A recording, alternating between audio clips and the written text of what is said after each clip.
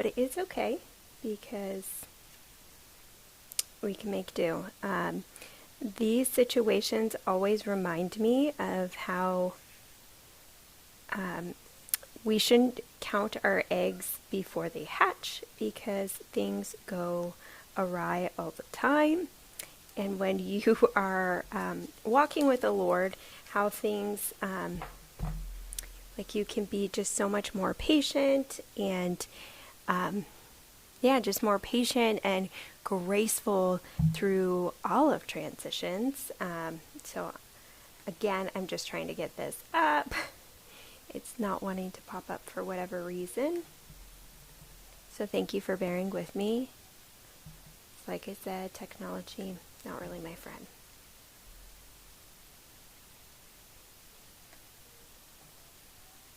Okay. All right, let me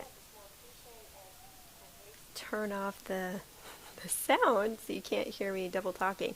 Okay, I've got the chat up. Hey everyone. Welcome to Jesus and Jean podcast. I'm your host, Molly Jean. Today we're going to be talking about Mark 15 and what that means to us as Jesus followers. Jesus dying on the cross and being crucified and rising again is like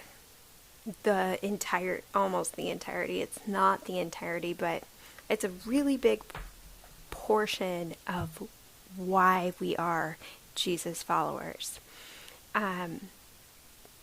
So happy Monday. I don't know if I already said that. This chapter is a normal Mark length, so we're going to chop it into 2 and discuss.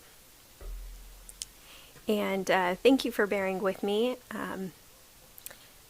If you follow me on Instagram, I was telling you guys earlier that I recorded this over the weekend, but the sound quality was so horrendous. It was like shrieking and echoing, and you wouldn't have been able to hear like anything I said. And I tried to fix it multiple times. I spent several hours trying to fix it today, and it just did not work out really well.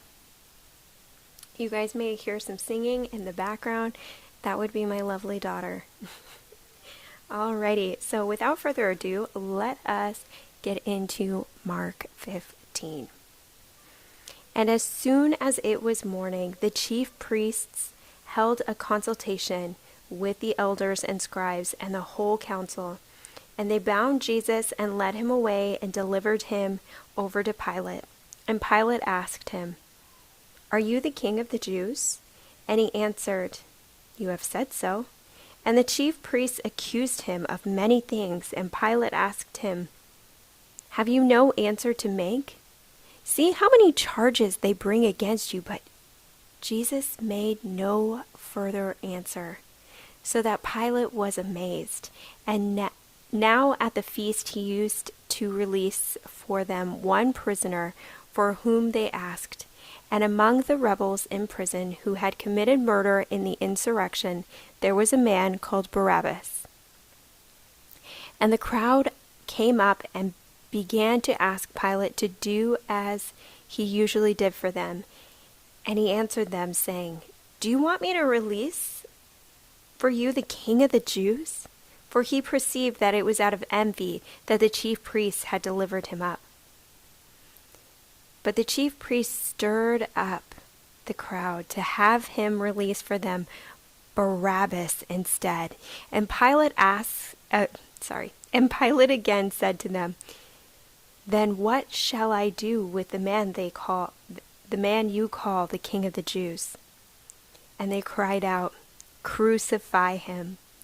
And Pilate said to them, "Why, what evil has he done?" But they shouted all the more, "Crucify him." So Pilate, wishing to satisfy the crowd, released for them Barabbas, and having scourged Jesus, he delivered him to be crucified. And the soldiers led him away inside the palace, that is, the governor's headquarters, and they called together the whole battalion, and they clothed him in a purple cloak, and twisting together a crown of thorns, and I just read that. And they put it on him, and they began to salute him.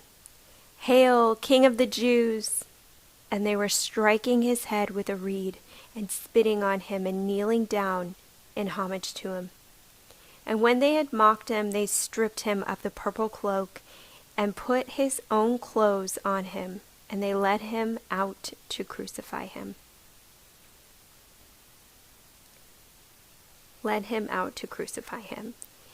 And they compelled a passerby, Simon of Cyrene, who was coming in from the country, the father of Alexander and Rufus, to carry his cross. And they brought him to the place called Golgotha, which means place of a skull. And they offered him mixed wine with myrrh, but he did not take it. And they crucified him, and divided his garments among them, casting lots for them, to decide what each should take. And it was the 3rd hour when they crucified him, and the inscription of the charge against him read, "The King of the Jews." And with him they crucified 2 robbers, one on his right and one on his left. And those who passed by derided him, wagging their heads and saying, "Aha, you who would destroy the temple and rebuild it in 3 days, save yourself and come down from the cross." So also the chief priests and the scribes mocked him to one another, saying, "He saved others. He cannot save himself. Let the Christ, the King of Israel, come down now from the cross, that we may see and believe." Those who were crucified with him also reviled him. So we're going to stop there. We ended in verse 32. I'm going to drink some water. This is your unofficial reminder to drink water. It's good for you.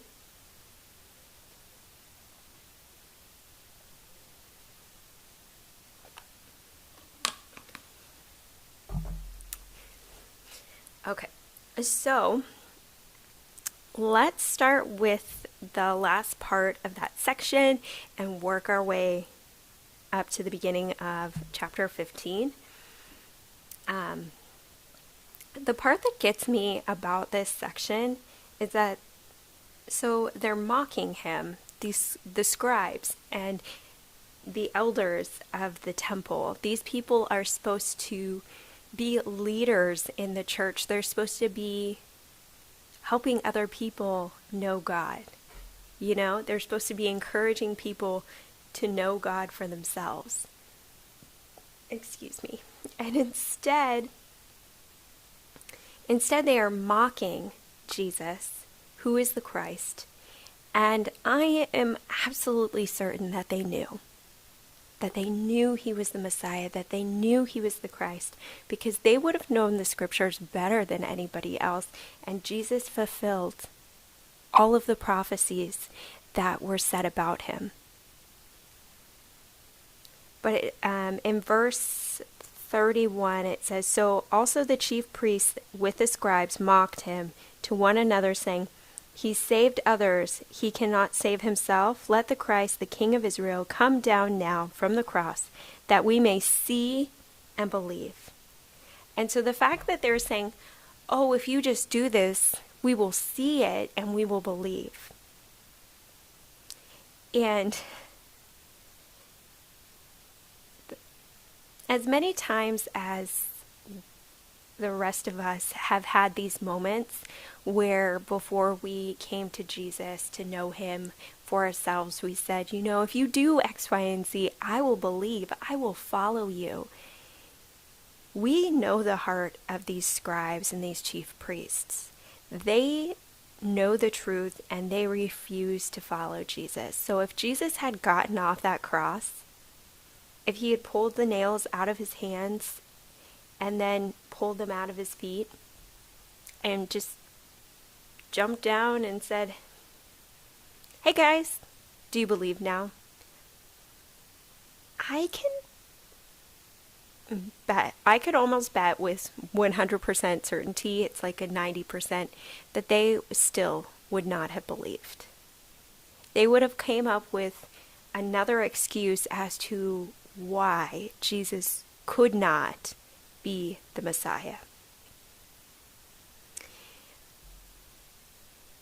And I want to make mention that, so his inscription of what his crime was King of the Jews, which to a logical mind, that makes no sense, because why would being king of the Jews make you punishable by death, right?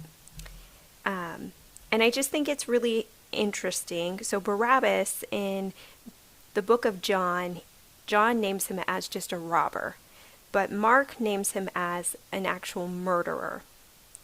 So if we look at it in the book of Mark, so the chief priests and the scribes, they are trying to punish Jesus to death, right? They're trying to put him to death.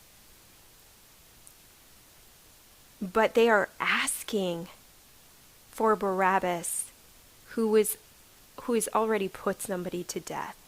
And it's just very interesting that they are asking for one life of somebody who has already taken somebody else's, so that they can take away somebody's life who is innocent. It's just very interesting. If I said that kind of convolutedly, I apologize. I hope you got my meaning and what I was meaning by that.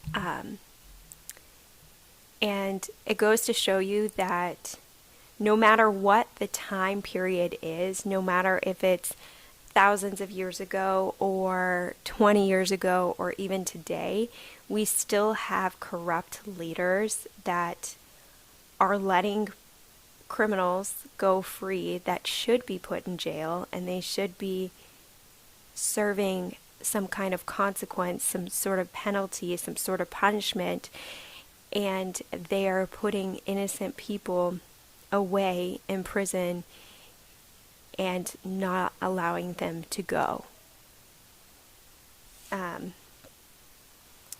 So I just find it very interesting that they had corrupt leaders that put literally the Messiah to death, and we have corrupt leaders that are letting people who should not be roaming the streets freely, they're letting them go.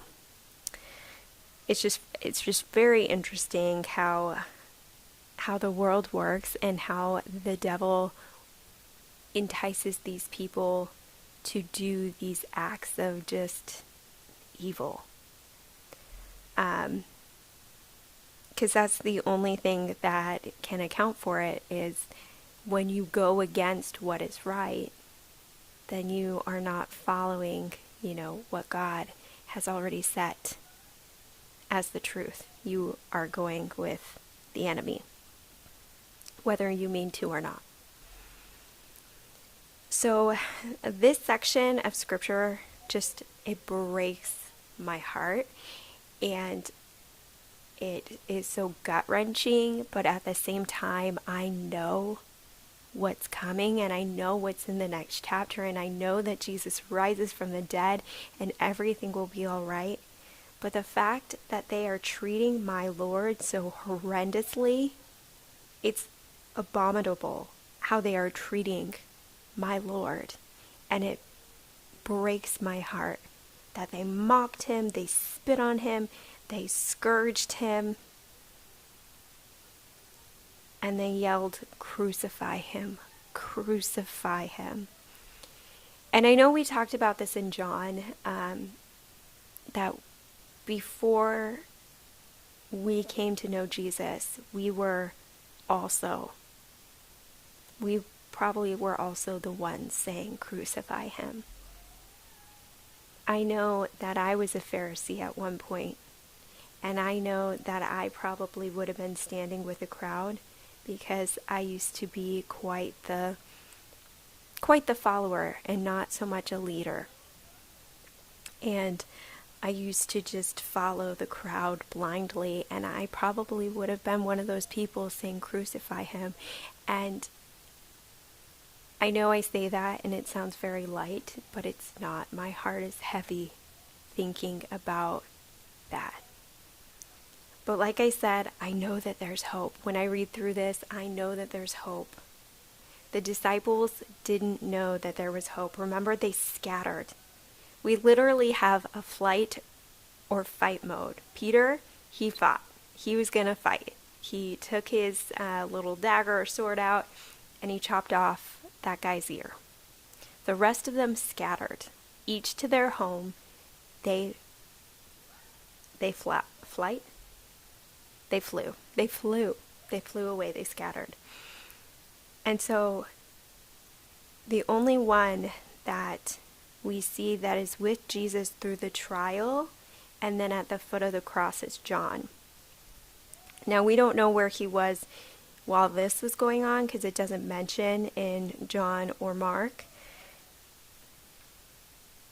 But how heartbreaking, if John was here watching this happen, how heartbreaking would that have been? And how hopeless of a situation it would have felt like to see who you know is the Lord. You know he's the Messiah, and he is being beaten, and he is being tortured, he's being spat at, he's being mocked. I just feel like, wow, that situation would have probably felt very hopeless. And we're going to get more on that in just a minute. We're going to go through the rest of the chapter, and then we'll talk about hopelessness turning into hope. Okay, so starting in verse 33, it says, "And when the 6th hour had come, there was darkness over the whole land until the 9th hour. And at the 9th hour Jesus cried out with a loud voice, Eloi, Eloi, lema sabachthani, which means, my God, why have you forsaken me? And some of the bystanders hearing it said, Behold, he is calling Elijah. And someone ran and filled a sponge with sour wine, put it on a reed, and gave it to him to drink, saying, Wait, let us see whether Elijah will come to take him down. And Jesus uttered a loud cry and breathed his last. And the curtain of the temple was torn in two from top to bottom. And when the centurion who stood facing him saw that in this way he breathed his last, he said, Truly this man was the Son of God. There were also women looking on from a distance, among whom were Mary Magdalene and Mary, the mother of James the younger, and Jose, and Salome. When he was in Galilee, they followed him and ministered to him. And there were also many other women who came up with him to Jerusalem. And when evening had come, since it was the day of preparation, that is, the day before the Sabbath, Joseph of Arimathea, a respected member of the council, who was also himself looking for the kingdom of God, took courage and went to Pilate and asked him for the body of Jesus. Pilate was surprised to hear that he should have already died. And summoning the centurion, he asked him whether he was already dead. And when he learned from the centurion that he was dead, he granted the corpse to Joseph. And Joseph brought a linen shroud, taking him down, wrapped him in the linen shroud, and laid him in a tomb that had been cut out of the rock. And he rolled a stone against the entrance of the tomb. Mary Magdalene and Mary, the mother of Jose, saw where he was laid. So let's start from the end and work our way back to the beginning of 33. So I have so many thoughts, but let's start with Joseph. So I think it's really interesting that Joseph, a different Joseph, of course, brought Jesus up as a child and as a young man. He was the caregiver and the father figure of Jesus growing up. He was the husband of Mary, his mother. And then Joseph, who was a respected member of the council, was the one who prepared his body for the tomb. And I just think it's very interesting that God chose two different Josephs, to take care of Jesus when he needed to be cared for. I just think that that is so interesting, and it's not a coincidence. Nothing with God is a coincidence. Everything is planned. Everything is planned. And so Pilate was surprised that Jesus had already died. And every time I've read this, I've kind of glossed over it, like, oh, he was surprised. But he thought that Jesus was going to hold on, probably for days and days, to show his strength. But there was no point in that. You know what I mean? There was no point in him hanging on the cross for 5, 7, 10, 12 days to show how strong he was, or to show that he was the Messiah. The whole point of him dying on the cross, or being on the cross and then dying, was to take the keys of the grave, to wipe us clean of all of our sin, and to conquer death. That was the whole point. So there was no really need for him to prove how strong he was, or how he was the Christ and the Messiah, by hanging on the cross any longer than necessary. So when I read that just now, I was like, oh yeah, there's no need for him to be on that cross any longer. And honestly, he wasn't on the cross all that long. So if we go back up, actually, let's see. I have so many things that I want to share. So let's go up to verse 43. I just want to mention this. It's probably not going to be a very popular opinion, but it's the Bible. It's scripture, so it needs to be said. And you've probably just glossed over it 100 times before. But in verse 42 it says, "And when evening had come, since it was the day of preparation, that is, the day before Sabbath," before the Sabbath. So that is already telling us that Jesus he had died at that point. He had died the day before the Sabbath, right? And so Joseph had hurried to get Jesus in the tomb before the Sabbath, because you weren't supposed to do any work on the Sabbath. The Sabbath happens on Friday, right? And so if it's the day before the Sabbath, that would make it Thursday. And I know a lot of people do Good Friday, but right here it clearly says the day before the Sabbath. So I just wanted to mention that, not to be a stickler on anything. My heart really is that you would know Jesus for yourself. And so, as I've talked on other podcasts and on stories on Instagram, it is my heart for you to celebrate Jesus, right?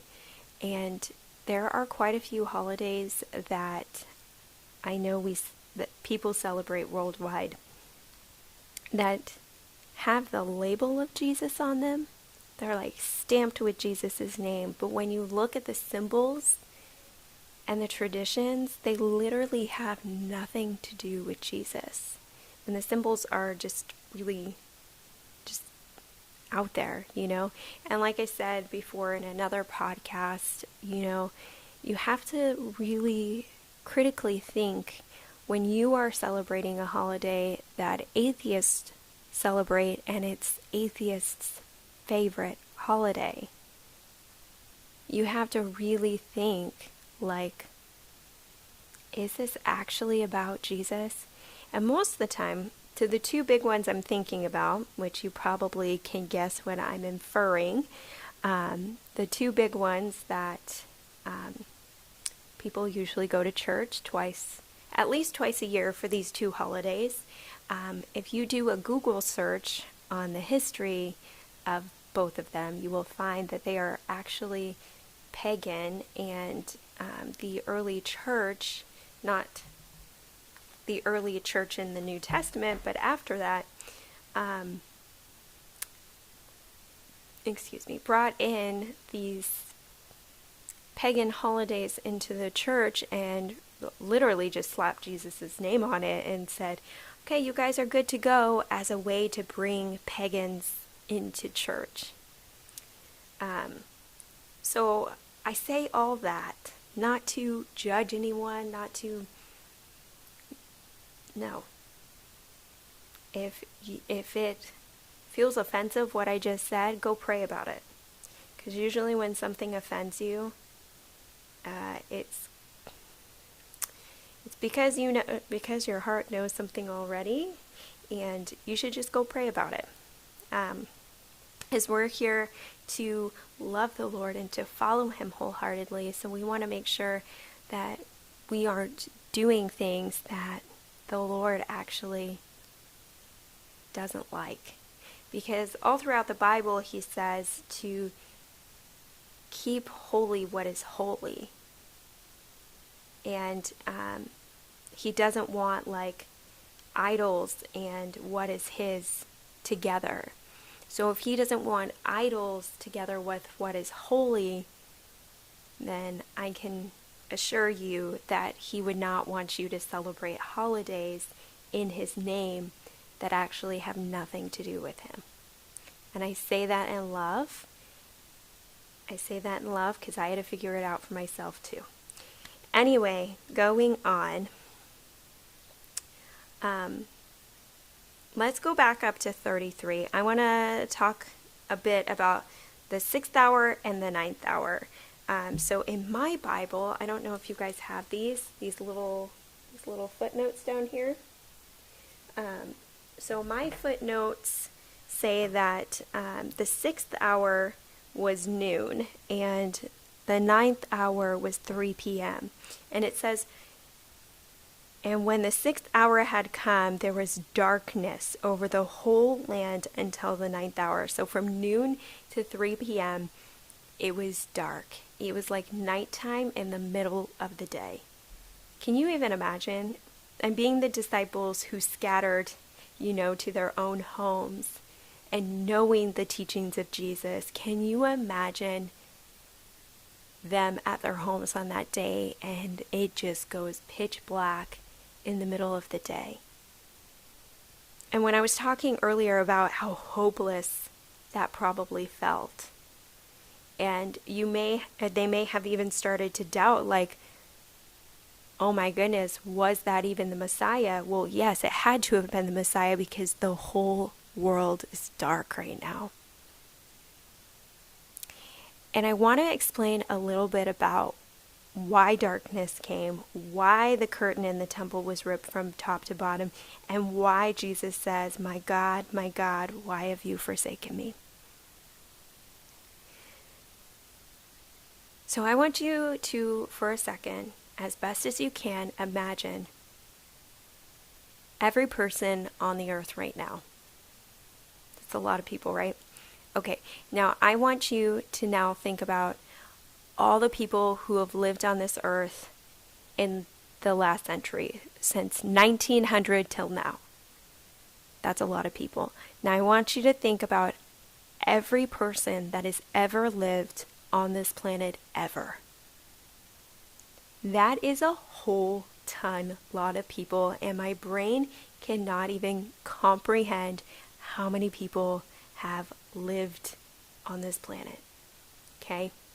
Can't even comprehend there was a bug on the camera. And during the summer, we used to have problems with flies going and sitting right on the lens. So I had to make sure that wasn't going to happen. But so that's a lot of people, right? So when Jesus was on the cross, he took all of those sins from everybody that had come before him, that on the planet, because obviously he was before all of them, but all of those people, from Adam and Eve all the way up to everybody that was on the planet on that day where Jesus was crucified, and then everybody after. That's a whole lot of people's sin sitting on one person. So Jesus had all of that sin on him. And he is the light of the world, right? He is the light that shines in the darkness. And the reason he is the light that shines in the darkness is because he's pure and without sin. He has never sinned. He is pure, right? And so that is why, he is the light. And he had all that sin on him, and sin separates us from God. So when Jesus had all that sin attached to him, he was separated from the Father. Can you imagine being separated from somebody that you have never, ever, ever, ever been separated from? You have been with them for your whole entire life. And then that separation. Yeah. Of course, Jesus is upset because him and the Father have such an intricate, intense, deep relationship. Before anything was ever created, there was the relationship between them. So of course, Jesus cries out with a loud voice, my God, why have you forsaken me?" Because he misses the Father, because he's separate from him in that moment. I know we talked about this, I think last week, where I told you that when he asked for the cup to be taken, it wasn't because he was doubting what he had to do. He knew what he had to do to rescue you. And there was never a doubt in his mind that he didn't want to rescue you. But that moment, those days of being separated from the Father, that would be difficult. That would be so hard. It would be so heartbreaking. The most painful.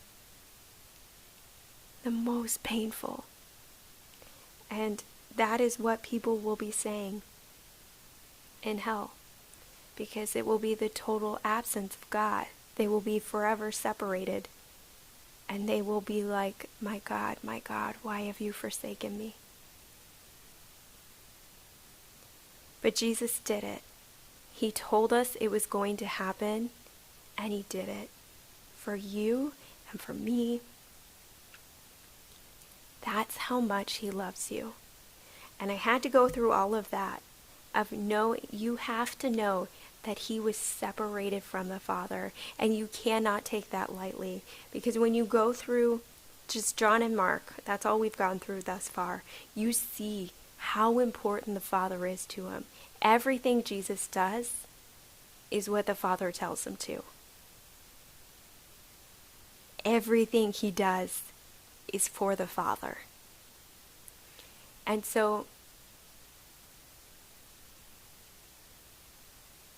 I'm sorry, there is a huge animal in the tree, and it's neither cat nor bird nor squirrel, and I'm not sure what it is, and it distracted me for a moment. But you have to know how important the Father's the Father and Jesus' relationship is to one another. To know how hard it was for the Father to let Jesus do that for you and me, and how hard it was for Jesus to do that for you and me. It wasn't an easy thing. It wasn't like, oh, all your sins are clean. Okay, you can go now. No, it was a really hard thing. But neither the Father nor Jesus wanted to be without you. That is how special you are. And I want you to know that today. That is how special you are. That they were willing to go through this horrendous amount of pain to make sure that you would be with them forever. If you don't feel special right now, I don't know what will make you feel special, because that makes me feel like $1,000,000.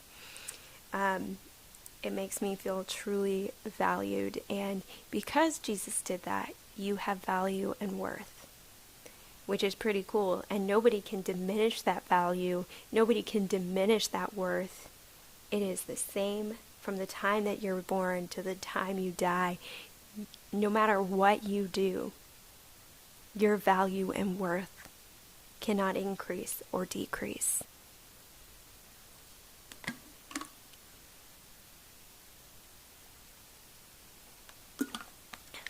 Water is so good.